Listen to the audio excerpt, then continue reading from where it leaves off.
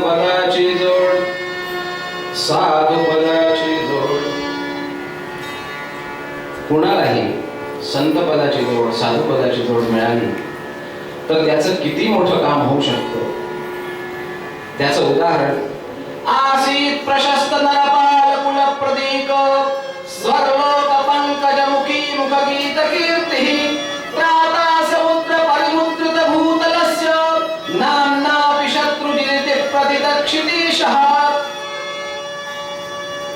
आसीत प्रशस्त नरपाल कुल प्रदीप स्वर्लोक पंकजमुखी मुखगीत कीर्तिः. स्वर्गापर्यंत ज्याची ख्याती पसरलेली कोण? त्राता समुद्र परिमुद्रित भूतलस्य. सगळ्या समुद्रापर्यंत त्याचे राज्य. नाम्नापि शत्रुजिते प्रतिदक्षितेशः. या क्षितीचा राजा या भूमीचा राजा शत्रुजित. आणि त्याची ख्याती नुसतीच पसरलेली नव्हती. राजा जसा होता तसंच प्रजेचं संरक्षण बुद्धिमत्तेत असो शौर्यात असो बलात असो बुद्धीत असो सगळ्यात तो श्रेष्ठ होता. आणि तो जसा श्रेष्ठ होता त्याच प्रकारे त्याचा मुलगाही त्याचा पुत्र ऋतुध्वज गुणीवर जैसा जयंत शकराचा मदहर गज युथाचा स्वशत्रू चक्राचा.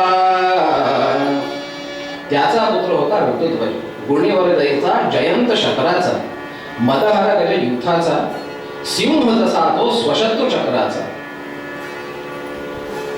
तसाच बुद्धिमान तसाच बलवान पराक्रम काही विचारू नका. अजून लहान होता फक्त. पण लहानपणीच इतकी विद्या त्यांनी अर्जन केलेली होती आणि त्याचं आचरण इतकं श्रेष्ठ होतं की काही विचारूच नका. आणि जेव्हा लहान असताना त्याच्याबरोबर ब्राह्मण क्षत्रिय वैश्य सगळ्या मुलं खेळायला यायची. आणि त्याच वेळेला नागलोकातली ही दोन मुलं ही ऋतुध्वजाबरोबर खेळायला यायची आणि संपूर्ण दिवस त्याच्याच बरोबर राहायची. आणि रात्री ती नागलोकात जायची. काही दिवस जेव्हा गेले दिवसा हे दोन्ही मुलं नागलोकात दिसेना तेव्हा यांच्या वडील नागलोकातले राजाधिराज अश्वत्थ यांनी या मुलांना विचारलं की काय म्हणे तुम्ही दोघे दिवसभर इथे दिसत नाही फक्त रात्री दिसता तुम्ही असता कुठे दिवसभर. तेव्हा त्यांनी सांगितलं की पृथ्वी लोकावर शत्रुजिताचा मुलगा ऋतुध्वज त्याच्याकडे आम्ही असतो आणि त्याची ख्याती पराक्रम सगळंच श्रेष्ठ आहे. त्याचा व्यवहार इतका श्रेष्ठ आहे की त्याच्याबरोबर राहायला आम्हाला खूप छान वाटतं. आणि इथे नागलोकामध्ये इतकं सुख असताना देखील पृथ्वी तलाच्या उष्णतेमध्ये सुद्धा आम्हाला ती उष्णता भासत नाही कारण ऋतुध्वजाबरोबर आम्ही असतो. आणि इथे रात्री जरी असतो तरी आम्हाला ती उष्ण रात्र वाटते. तेव्हा अश्वत्थाने म्हणाले की काय इतका श्रेष्ठ हा ऋतुध्वज ज्याच्याबरोबर तुम्ही असता मग त्याला इथे घेऊन याल का आणि त्याला काही तुम्ही उपकृत कराल का. तुम्ही रोज त्याच्याबरोबर जाता. तेव्हा ती मुलं म्हणाले की त्याला आपण उपकृत करू शकत नाही. अश्वत्थ म्हणाले असं कसं होईल काहीतरी कमी त्याला असेल. नाही म्हणाले त्याला काहीच कमी नाही आहे आणि तोच काहीच आपल्याकडून मागणार नाही. तेवढ्यात त्यांना एक घटना लक्षात आली आणि ते म्हणाले हो एक तुम्हाला सांगतो. एक समय ऋषी कालव चाहत एक विषय ऋषी कालव चाहत नरपति सुर कान नमो सुनत बैठा है पर बोला क्या न्याय है जन्मो इसे बोले राजकुमार. एक वेळची घटना आहे. गालव ऋषी एक समय ऋषी गालव चाहत नरपति सुर कान नमो सुनत ही बैठा हय पर बोला क्या आज्ञा है जन्म. गालव ऋषी आले आणि शत्रुंजी त्याला सांगितलं की बाबा रे, मी रोज आपल्या आश्रमात असतो आणि आश्रमात आपलं आराधन करत असतो, यज्ञ करत असतो आणि त्या यज्ञात हे राक्षस येऊन आणि घात करतात. माझ्याजवळ शक्ती आहे, मी श्राप देऊ शकतो, पण श्राप देऊन आपल्या शक्तीचं क्षीण करू इच्छित नाही. आणि असाच मी एकदा बसला असताना मी दीर्घ श्वास सोडला, तेव्हा आकाशातून एक घोडा अश्व आला आणि तो अश्व गालव ऋषी घेऊन आले होते शत्रुजिताकडे. हा अश्व आला आणि आकाशवाणी झाली की हा असा चमत्कारी अश्व आहे की कुठेही जाऊ शकतो, कुठल्याही वेगाने जाऊ शकतो, आकाश पाताळ समुद्र कुठेही हा जाऊ शकतो, निर्विवेक जाऊ शकतो. तेव्हा हा घोडा मी तुझ्याकरता आणलाय आणि माझी अशी इच्छा आहे की तू आपला मुलगा ऋतुध्वज त्याला माझ्या बरोबर दे आणि माझ्या यज्ञाचं संरक्षण कर. त्यावेळेचे राजे तसेच परोपकारी होते आणि ऋषीमुनी आल्यानंतर मग काय विचार. वडिलांनी आज्ञा केली, लगेच ऋतुध्वज त्या अश्वावर आरूढ झाला आणि आरूढ होऊन गालव ऋषी बरोबर त्यांच्या आश्रमात गेला. आणि दुसऱ्या दिवशीपासून यांचं काम निर्विघ्नपणाने सुरू झालं. वीरोत्तम क्षितिपति सुतम नाश्रमस्थं विजानन संध्योपासीत प्रणय हृदयं गालवन्तं महर्षिं मत्तकोऽपि प्रचर हृदयं घर्षणार्थै चिकीर्षु धर्मारण्ये दनुजहतकः प्राविशत् घोडिरूपं कुर्सिया बलरामचंद्र की जय. वीरोत्तम क्षितिपति सुतम नाश्रमस्थं विजानन. तो आला जरूर होता तिथे ऋतुध्वज, पण त्या राक्षसाला कळलेलं नव्हतं. आणि हे संध्या आणि वंदन याच्यामध्ये होते. संध्योपासीत प्रणय हृदयं गालवन्तं महर्षिं मत्तकोऽपि प्रचर हृदयं घर्षणार्थैर्चिकीर्षुः. हा डोंगराचा वेश घेऊन आला हा राक्षस. या राक्षसाचं नाव होतो पातालकेतू. आणि हा आला डोंगराचा वेश घेऊन आणि आपली पाठ मुनींच्या पाठीला असे घासू लागले. धर्मारण्ये धनुजहतकः प्राविशत् घोडिरूपं. आणि या ऋतुध्वजाने पाहिलं आणि अर्धचंद्राकार बाण घेतला आणि त्या पातालकेतूवर सोडले. ऋतुध्वजाचा बाण जसाच पातालकेतूला लागला तो तिथून धावला आणि धावत गेला त्याच्या मागे. ऋतुध्वज पण अश्वारूढ होऊन, चमत्कारी अश्व होता त्याच्यावर आरूढ झाला आणि त्याच्या मागे मागे मागे धावला. पातालकेतू काही लांब जाऊन आणि एका मोठ्या खड्ड्यात उडी घातली त्यांनी. आणि इकडे ऋतुध्वजाने त्या अश्वावर आरूढ होऊन त्याच्या मागे उडी घातली. उडी घातल्यानंतर ते दोघे धावत गेले आणि धावता धावता धावता धावता एक प्रकाशमय स्थानी पोहोचले. आणि पातालकेतू कुठे गेला याला काही कळलं नाही. आणि तिथे ऋतुध्वज गेल्यानंतर पाहिलं की सगळीकडे प्रकाशमय दिव्य ज्योती आहे. आणि ह्यानी आपल्या अश्वाला तिथे एका जागी बांधून तेवढ्यात काय पाहिलं की एक स्त्री तिकडून जात होती. पाहिलं तिला आणि म्हणाला, कोण आहेस तू, इथे कशी काय आहेस, काय तुझं नाव. पण ती काही बोलली नाही आणि न बोलता ती चालली गेली. तिच्या मागे मागे ऋतुध्वज पण गेला आणि ती एका सुंदर कक्षामध्ये ती प्रविष्ट झाली. हाही तिच्या मागे प्रविष्ट झाला आणि तिथे जाऊन काय पाहतो की एक सुंदर युवती पलंगावर झोपलेली आहे. नील कमल आहे, शुभ्र दंतपंक्ती आहे, कोरडे केस आहेत, अशी सुंदर ती बाला त्या पलंगावर झोपली होती. आणि हा तिथे गेला आणि विचारलं की आधी जी बाई भेटली होती तिला विचारलं की ही कोण आहे. केयंबाला, ही कोण आहे केयंबा. किन्नरी किन्नु भूयः तस्या वासः कथमे भवेत् लोकाशीर्षण. ही दिसते अत्यंत सुंदर आहे, ही देवकन्या आहे, ही पाताळ लोकातली कोणची विषकन्या आहे तरी कोण आहे आणि तू कोण आहेस. ही वार्ता चालली तेवढ्यात त्या सुंदर युवतीने ह्याला पाहिलं पाहिलं की हाही तसा सुंदर होता, राजकुमार होता आणि तिला पाहता क्षणीही मूर्छित झाली. आता त्या ऋतुध्वजाने तिला विचारलं की ही मूर्छित का झाली. ते म्हणाले त्याचं कारण आहे, मी सांगते तुला.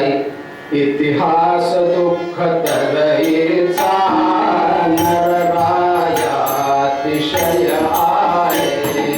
गंधर्व राज अभिजाने विश्वावसु जिष्णु सखाए.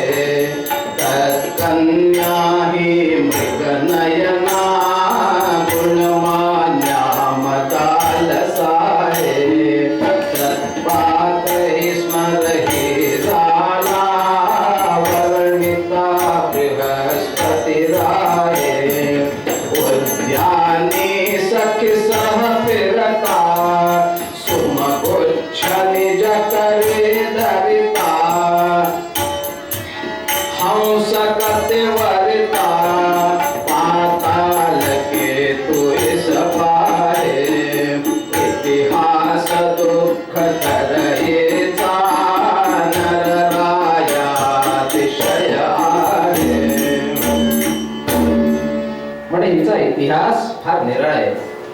इतिहास दुःख तऱ्हेचा नरराया अतिशय आहे. ही विश्वावसूची मुलगी मदालस आहे. गंधर्वराज विश्वावसू ही गंधर्व कन्या आहे. आणि एकदाही हातामध्ये फुलं घेऊन आणि बागेमध्ये फिरत होती. हंसगती वरिता पाताल केतू इसप आहे. आणि पाताल केतून हिला पाहिलं आणि हिचं हरण करून आणि इथे घेऊन आलाय.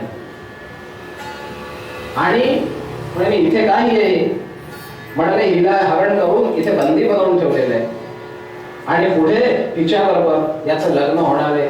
येता त्रयोदशीचा निश्चय केला इलावरायाचा. श्रुद्र श्रुती समज तसा हा म्हणून हिने हि बापरायाचा.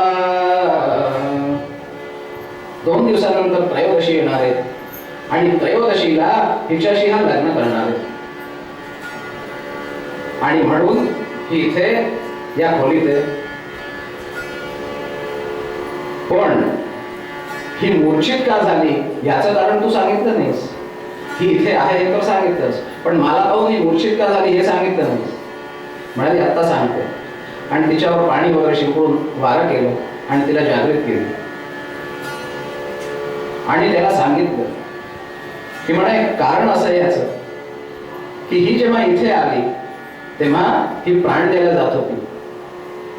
जेव्हा प्राण द्यायला जात होती तेव्हा सुरभी इथे आली आणि सुरभीने हिला सांगितलं की तू घाबरू नकोस. वत्से पविसम तू लागे मी देते अभय तुला गे. मी तुला अभय देते, तू काळजी करू नकोस.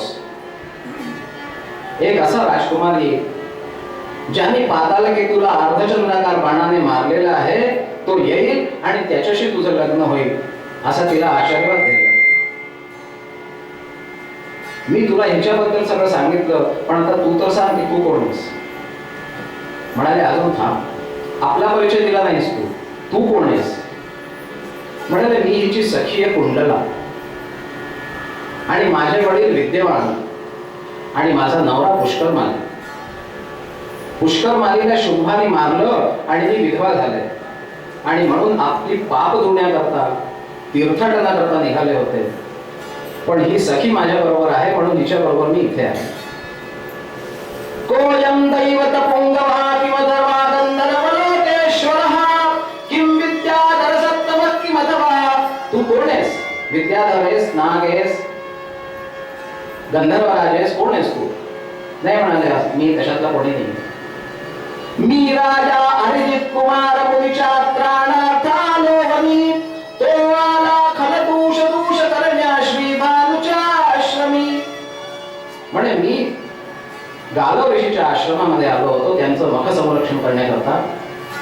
आणि तेव्हा एक राक्षस पातालकेतू नावाचा आला आणि त्याला मी अर्धचंद्राकार बाणाने मारलेलं आहे आणि मी राजकुमार आहे. ही वार्ता ऐकताच मदालसा आनंदित झाली कारण तिला सुरभीने सांगितलं होतं की तुला असा राजकुमार मिळेल, आणि त्याला पाहता क्षणी मूर्छित एवढ्याच करता झाली होती की मला तर सांगितलं असा राजकुमार मिळेल आणि मला तर हा आवडतोय म्हणून. वचन सुरभीचे आज सत्य झाले, अंगीकारी हे मनासाठी बोले. वचन सुरभीचे आज सत्य झाले, अंगीकारी हे मनासाठी बोले. म्हणजे आज त्या सुरभीचं वचन खरं झालंय, आणि आता ही पण तयार आहे आणि तू पण तयार आहेस, तेव्हा दोघं लग्न लावून देतो आणि तू हिला घेऊन जा. तू तुझे म्हणाल नाही असं शक्य नाही, मी आई वडिलांना सांगितल्याशिवाय लग्न करू शकत नाही. तेव्हा कुंडला म्हणाले की असं नाहीये, ही गंधर्व राजाची कन्या आहे, तेव्हा हिच्याशी लग्न करण्यात तुला काहीच हरकत नाही आहे, तेव्हा तू लग्न कर. आणि मदालसेने आपले कुलगुरू तुंबरूचं आवाहन केलं. तुंबरू सगळे साहित्य घेऊन आले आणि तिथे दोघांचं लग्न लावून दिलं, मदालसा आणि ऋतुध्वज. आणि लग्न झाल्यानंतर हा अश्वारूढ झाला, मदालसेलाही मागे बसवलं आणि तिथून निघायला नाही. तेवढ्यात पातालकेतू परत आला आणि सगळं सैन्य घेऊन आला आणि याच्यावर आक्रमण सुरू केलं. सगळी अस्त्रशस्त्रांचा प्रयोग सुरू झाल्यावर ऋतुध्वजाने त्वाष्ट्र नावाचं अस्त्र सोडलं आणि त्या त्वाष्ट्र अस्त्राने याची सगळी अस्त्र जाळून टाकली आणि त्याचाही घात केला. त्याला मारून, त्या सगळ्या सेनेला मारून ऋतुध्वज आणि मदालसा तिथून निघाले. तिथून निघून सरळ आले आपल्या घरी. आई वडिलांना नमस्कार केला दोघांनी आणि सारा घटलेला वृत्तांत सगळं सांगितलं. आई वडील म्हणाले, आज तू माझं नाव ठेवलंस, राजाची जशी कीर्ती असते तशी तू गाजवलीस, तू म्हणून पुरुषोत्तम आहेस. कारण मी तुला फक्त सांगितलं होतं यज्ञाचं संरक्षण करण्याकरता जा, तू यज्ञाचं संरक्षण तर केलंच आणि त्या सगळ्या राक्षसांना मारून आणि गंधर्व कन्या घेऊन आलास, तेव्हा तू पुरुषोत्तम आहेस. त्या दिवशीपासून दोघे प्रेमाने राहू लागले. पण ह्यानी मुनींची सेवा करण्याचं अजून सोडलेलं नव्हतं आणि मदालसा घरी राहायची. हा दिवसभर पुन्हा तसाच अश्वारूढ होऊन आणि यज्ञाच्या संरक्षणाकरता, मुनींच्या संरक्षणाकरता रोजचा जात असे. त्यावेळेला हा यमुनेच्या काठी असताना पातालकेतूचा भाऊ होता तालकेतू, आणि ह्याने सूड घेण्याचं ठरवलं आणि त्यांनी केलं काय की ऋषिवेश घेतला, तिथे कुटी बनवली आणि याच्याजवळ आला ऋतुध्वजाजवळ की म्हणे मला यज्ञ करायचंय पण माझ्याजवळ पैसा नाही आहे, धन नाही आहे, तेव्हा तुझ्या गळ्यात जो रत्नमाला आहे, रत्नाचा कंठ आहे, तो मला देतोस का? तो जर तू मला दिलास तर त्याच्याने मी सगळी सामग्री एकत्रित करेन आणि ब्राह्मणांना दक्षिणा देईन आणि मी यज्ञ करेन. याने विचार केला हे चांगलं काम, ऋषीला यज्ञ करायचंय म्हणून आपलं कंठाभूषण काढून आणि तालकेतूला देऊन दिले. तालकेतूच्या छद्मवेशाने त्या यमुनेत प्रविष्ट झाला आणि यमुनेत प्रविष्ट होऊन दुसरीकडून निघून आणि तो कंठाभूषण घेऊन आणि ऋतुध्वजाकडे आला, घरी आला. तिथे शत्रुजित आणि त्याची आई होती आणि रडत त्यांना सांगितलं की हा कंठाभूषण मी ऋतुध्वजाकडून घेतला, त्याने मला दिला, कारण त्यावेळी राक्षस सगळे आलेले होते, त्यांच्याशी युद्ध झालं आणि युद्धात हा गेला म्हणून त्यांनी जाताना मला कंठाभूषण दिलं की घरी जाऊन दे, म्हणजे त्यांना ओळख पटेल की हा मेला. कंठाभूषण दिलं. त्या दोघांनाही अत्यंत कष्ट झाले, आई वडिलांना. मदालसेलाही कळलं, पदाश्वशुरवंदना तव मदालसा पातली. ऐकून जेव्हा ही दुःखाची वार्ता ऐकली आली समोर. आई वडिलांना दोघांना नमस्कार केला आणि म्हणाली सासू सासऱ्यांना नमस्कार करून की मी आता ह्यांच्याबरोबर मी पण सती होणार, कारण आता मी एकटी राहणार नाही. धर्माचा मार्ग अनुसरण करून ती सती झाली आणि हा तालकेतू परत कंठाभूषण देऊन परत त्याच मार्गाने यमुनेतून तिथे निघाला आणि त्याला सांगितलं माझा यज्ञ आटोपलाय, आता तू जाऊ शकतोस, आता हे ह्या कुटीत मी राहणार, तू आता इथून जा, तुझं काम झालं. ऋतुध्वज तिथून निघाला, निघून आणि परत आपल्या राज्यात प्रविष्ट झाला. त्याला पाहता सगळ्यांना आश्चर्य की हा आला तरी कुठून आला. त्याला काही कळेना. घरी आला आणि सगळे म्हणजे चिरंजीवी हो चिरंजीवी हो असा आशीर्वाद दिला. घरी आला, आई वडिलांना नमस्कार केला, त्यांनी चिरंजीवी हो. पण त्याला आश्चर्य वाटलं. तो म्हणाला, आई बाबा आज काय सगळे मला असा आशीर्वाद देत आहे चिरंजीवी हो. तेव्हा म्हणे तू बैस. त्यांना सगळी घटना ऋतुध्वजाला सांगितली. ऋतुध्वज अत्यंत दुःखी झाला की माझी प्रिय मदालसा ती माझ्याकडून निघून गेली. पण राजा होता, क्षत्रिय होता, ठीक आहे म्हणाले, काही हरकत नाही. ती मला अत्यंत प्रिय होती म्हणून मी शपथ घेतो की मी दुसऱ्या कोणाही स्त्रीशी लग्न करणार नाही. आणि असा निश्चय करून परत ऋषी मुनींची सेवा चालू झाली. ही घटना त्या दोघा मुलांनी नागलोकामध्ये आपल्या वडिलांना सांगितली, अश्वत्थामाला सांगत होते ही घटना. ते म्हणाले काही हरकत नाही. तेव्हा एकच कमी आहे त्याला, त्याच्याजवळ मदालसा नाही. ती जर शक्य असेल तर तो अत्यंत प्रसन्न होईल, पण ते कदाचित शक्य नाही आहे. तेव्हा अश्वत्थामा म्हणाले असं काही नाही, ह्या जगात कठीण काहीच नाही आहे, प्रयत्न करण्यास काय हरकत, मी प्रयत्न करतो. असा निश्चय करून त्यांना सांगितलं. आणि तिथून अश्वतर आणि त्याचा भाऊ कंबल हे दोघे निघाले आणि निघून आणि गेले सरस्वतीच्या आराधनेला. सरस्वतीचं आराधन केलं, तपस्या केली आणि सरस्वतीला प्रसन्न केली. सरस्वती समोर आली आणि म्हणाली, काय इच्छा आहे, कशाला तू तपस्या करतोयस. नाही काही नाही, मला संगीत विद्या तुझ्याकडून हवी आहे आणि अशी संगीत विद्या हवी आहे ज्याच्याने शंकर प्रसन्न होते. सरस्वती म्हणाली तथास्तु आणि त्याला संगीत विद्येत निष्णात केले. सप्तस्वर, सप्तग्राम, सप्तमूर्छा, 19 ताल, लय सगळं त्याला दिलं आणि संगीत विद्येत ते दोघे निष्णात झाले. आणि तिथून सरस्वतीचा आशीर्वाद घेऊन आणि गेले हिमालयावर शंकराची आराधना करायला. आणि शंकरासमोर बसून आणि संगीत विद्येने प्रार्थना करतात.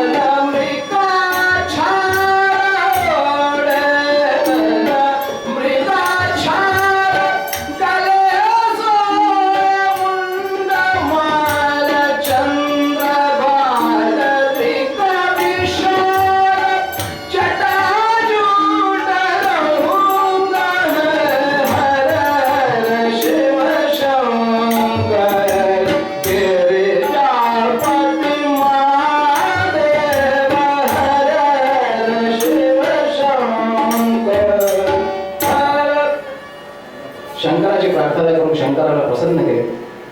भोलेनाथ प्रसन्न आले समोर. म्हणाले, अश्वत्थामा काय इच्छा आहे, कशाला आराधन करायला बसलायस. तेव्हा अश्वत्थामाने सांगितलं की असा असा ऋतुध्वज शत्रुहिताचा मुलगा आणि त्याची मदालसा ही अशा कारणाने गेलेली आहे. तेव्हा माझी अशी इच्छा आहे की त्याच वयाची तशीच दिसणारी मदालसा मला पुन्हा मिळावी आणि मी त्याला ती देईन. शंकर म्हणाले, अत्यंत कठीण आहे, पण तू मला प्रसन्न केलायस म्हणून तुला आशीर्वाद देतो, पण त्याच्याकरता तुला उपाय करावा लागेल. तू इथून जा आणि पितृपिंड यज्ञ कर आणि पितृपिंड यज्ञ करून आणि मधला पिंड हा तू भक्षण कर आणि त्या मध्यम फलाने तुला मदालसा प्राप्त होईल.